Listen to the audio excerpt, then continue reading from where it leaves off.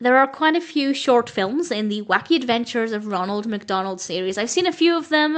I've never really been overly enthusiastic to binge watch them all. I watched one recently because Carol Kane voiced in it, and then I discovered The Monster of McDonaldland Loch, which, being Scottish, I thought, okay, I need to watch this and see what it's like. And honestly, as a one-time watch, it's not too bad. This is an animated short film. I think it's just under 40 minutes, so it almost made it to feature length, but not quite.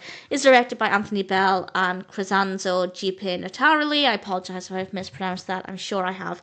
And it's written by various people with a voice cast including Charlie Adler, Dee Bradley Baker, Christine Cavanaugh, and various others. The information, of course, will be in the description, and the narrative is quite straightforward. The characters decide to go in search of the Loch Ness Monster. Will they actually find the Loch Ness Monster? And I will say it played out in a way that I thought was fun and exciting, but for me, unpredictable. I didn't know exactly what to expect, but I had a few suspicions, and I was just incorrect. So it was a delightful, unexpected story for me. Depending on what you're looking for, it could be the same, or it might play out exactly as you predict. But for me, I thought it was a decent experience. But I do think, even if it's as you predict, I think you'll still find it to be a fun, sweet, somewhat amusing story. It works well enough. Does it actually feel like they've gone to Scotland in search of the Loch Ness Monster?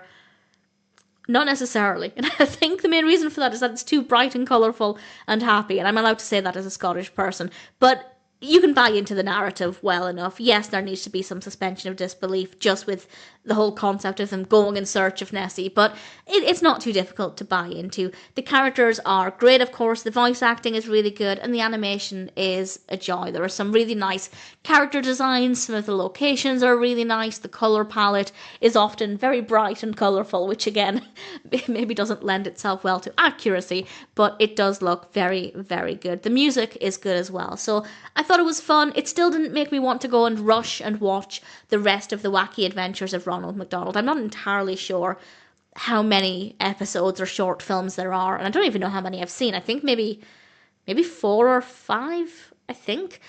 But certainly I enjoyed this. If I have a reason to watch any others, I will. And for now, I will say that if you're looking for a decent Nessie-based story with gorgeous animation and fun characters, maybe it's worth giving a go. You don't really need the McDonald's connection either. Like, the characters are from McDonald's. A lot of these characters would be the designs for the seats and things in McDonald's. I never really grew up interested in those characters. I don't know why. So that element for me isn't really a pull factor. So you don't really need to be familiar with the characters from McDonald's. I imagine most people are aware of Ronald McDonald, but with regards to the other characters, you don't really need to know who they are to follow the story. But if you know who they are, obviously that's going to be an added benefit. And ultimately, The Monster of McDonaldland Loch is not too bad.